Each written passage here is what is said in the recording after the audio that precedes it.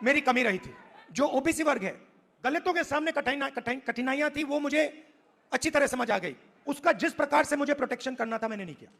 25 बार बोला मैंने सुलह कर दिया, सुलह कर दिया, सुलह कर दिया। हमारे मोदी साहब चुप बैठे। क्या राहुल गांधी अपनी गलती को स्वीकार किए हैं, जो कि तेलंगाना में जो कि कांग्रेस की सरकार है, वहां के मुख्यमंत्री रेवंत रेड्डी है। तो वहीं एक जनसभा हुआ था जिसमें राहुल गांधी को इन्वाइट करके बुलाया गया। उसमें राहुल गांधी ने भाषण देते हुए कहा कि जब भी हम SC ST के लिए लड़े कि ओबीसी के लिए नहीं लड़े, जो कि यह हमारी बहुत बड़ी गलती है। जिसके ऊपर राहुल गांधी ने प्रेस कॉन्फ्रेंस में भाषण देते हुए कहा अब हम ओबीसी के लिए भी लड़ेंगे और SC ST को जो कि ऑलरेडी हम इसको उसका हक दिला चुके हैं, जो कि तेलंगाना में कांग्रेस की सरकार है। तो आप समझ सकते हैं कि 65% आरक्षण जो कि ओबीसी SC और ST को दिया जा रहा है और दलितों आदिवासियों को भी दिया जा रहा है, जिसमें तेलंगाना में बहुत सारा यहाँ का इकोनॉमिक सिस्टम भी काफी ज्यादा बेहतर हो चुका है। और खड़गे ने भी यह कहा कि जो कि मोदी को चुप रहने के लिए ट्रम्प 25 बार कहा, लेकिन मोदी चुप नहीं रही। इसके ऊपर खड़गे ने क्या कुछ कहा? जो हमारे ट्रम्प ने इतने बार बोला, 25 बार बोला मैंने सुलह कर दिया, सुलह कर दिया, सुलह कर दिया। हमारे मोदी साहब चुप बैठे,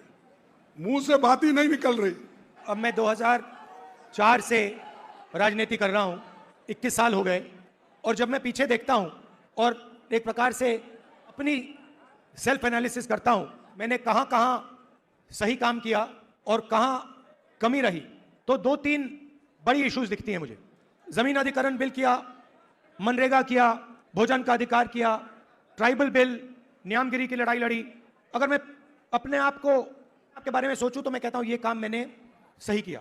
अगर जहां तक मैंने आदिवासियों की बात हो, दलितों की बात हो, माइनॉरिटीज की बात हो, वहां पे मुझे लगता है कि मुझे अच्छे नंबर मिलने चाहिए। महिलाओं की इश्यूज पर मुझे सही नंबर मिलने चाहिए। मगर अगर मैं थोड़ा पीछे को देखता हूं तो मुझे एक बात बिल्कुल क्लियर दिखती है कि एक चीज में मेरी कमी रही थी।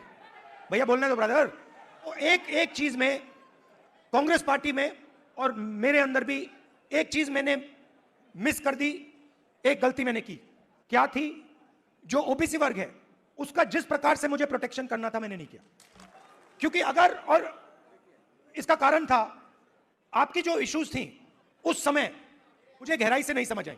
स्टेज से कह देता हूं कि 10 साल पहले, 15 साल पहले जो दलितों के सामने कठिनाइयां थी, वो मुझे अच्छी तरह समझ आ गई।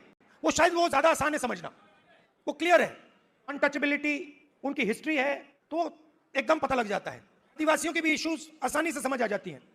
मगर ओबीसी की जो इश्यूज हैं, जो मुश्किलें हैं, वो छुपी रहती हैं, आसानी से नहीं दिखती हैं। मेरी रिग्रेट क्या है कि अगर मुझे आपकी हिस्ट्री के बारे में, आपकी इश्यूज के बारे में थोड़ा सा भी ज्यादा मालूम होता, मैं तभी जाति जनगणना करा देता। वो निकल गया। और मैं स्टेज से कह रहा हूं वो गलती है मेरी, और कांग्रेस पार्टी की गलती नहीं है, मेरी गलती है। और इस गलती को मैं ठीक करने जा रहा हूं। और एक प्रकार से अच्छा हुआ। मैं सोच रहा था कि ठीक है भाई, गलती हो गई तो अच्छा क्या है। मैं आपको बताऊं कि अगर उस समय जाति जनगणना करवा दिया होता तो जैसा मैं अब जाति जनगणना कराऊंगा वैसा नहीं होता।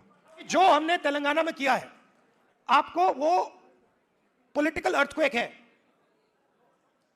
वो हिंदुस्तान की राजनीतिक जमीन को उसने हिला दिया है।